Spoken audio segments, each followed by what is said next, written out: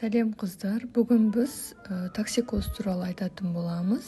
Бұл жүкті әйелдердің көбінде кездесетін белгілердің бірі болады. Өкінішке орай бұл қалыпты жағдай емес, бірақ егер сізде токсикоз белгілері болса, онда сіз жүктілігіңіз ары қарай жалғасып жатыр деген мағына береді.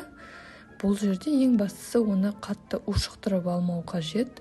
Көбінде кездесетін белгілердің бірі ол жүрек айну мен құсу болады. Сонымен қатар кейбіреулерінде сілекейдің көп мөлшерде бөлінуі де болады. Оны үшке бөліп қарайтын болсақ, жеңіл, орташа және ауыр түрлері болады токсикоздың.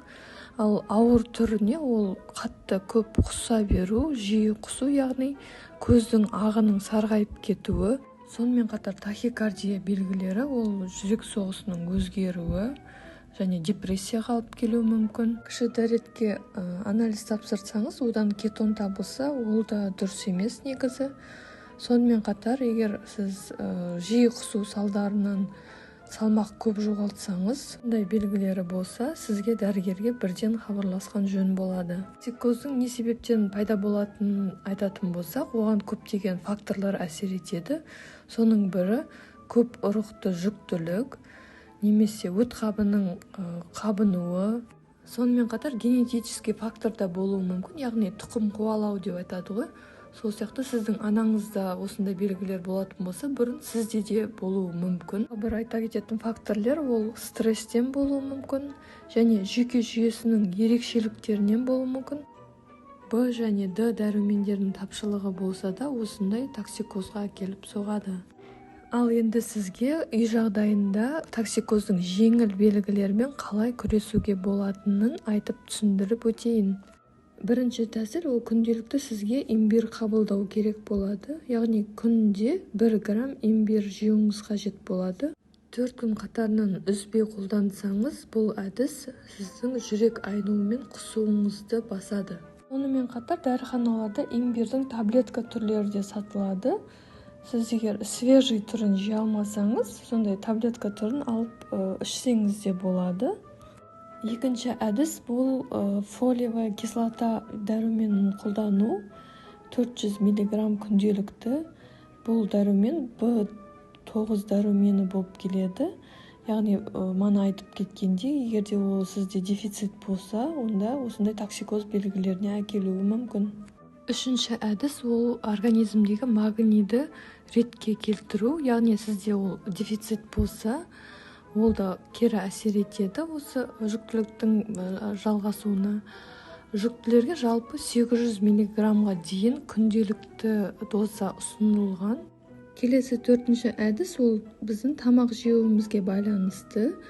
Яғни онда аз-аздан кішкентай мөлшерде тамақтарды бөліп жеу қажет болады. Әр тамақ жеген кезде жануар және өсімдік майы қосылған жылы түріндегі тамақтарды ішу қажет. Сонымен қатар оянғаннан кейін 1 сағат ішінде таңғы ас ішіп үлгеруіңіз қажет. Ал ұйықтар алдында 2-3 сағат бұрын жануарлардың ақуызын жеу, яғни жұмыртқа, балық, құс еті деген сияқты ақуыз жеуіңіз қажет болады. Келесі 5-ші әдіс ол біз өтпен айналысамыз. Ол үшін өт жүргізетін арнайы өсімдіктер және фруктылар, соларды қабылдауымыз қажет болады. Мысалы, жылы суға лимон шырынын қосып аш қарынға ішу, сол сияқты имбир қабылдау сияқты манағы айтқандай, ромашка, мята, сельдерей шырыны, тмин, фенхель, укроп. Сонымен қатар рационымызға сәбіз бен қызылша қосу арқылы өт жолдарын ретке келтіруіміз қажет. Келесі ұсынысым ол деген железо препараттарын ішуді тоқтата тұру. Яғни ондай железо ішкен кезде кейбір түрлері асқазанға кері әсерін береді. Соның салдарынан да сіздің токсикозыңыз күшейген болуы мүмкін. Токсикозды басудың 7-ші тәсілі ол қарапайым су ішудің орнына арасында минералды сулар ішу. Ондай минералды суларға Ессентуки 4-ші номер.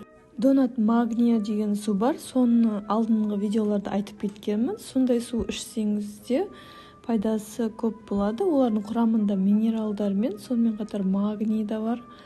асқазанға өте жағымды әсер етеді бұл сулар. Келесі тәсіл өте қызық тәсіл. Бұл таңертең ұйқыдан тұрған бойда төсектен тұрмай жатып, сіз сухарик немесе крекер жеуіңіз қажет болады. Ол тәтті емес, ешқандай қоспасыз, таза кептірілген нанды, былайынша айтқанда. Келесі әдіс ол көгілдір экраннан демалу деп аталады. Яғни сіз компьютер алдында ұзақ отыратын болсаңыз, немесе телефонмен ұзақ жұмыс жасайтын болсаңыз, сіздің денсаулығыңызға ол әсер етуі мүмкін. Соның кесірінен мысалы жүрек айну, бас айналу сияқты белгілер пайда болады.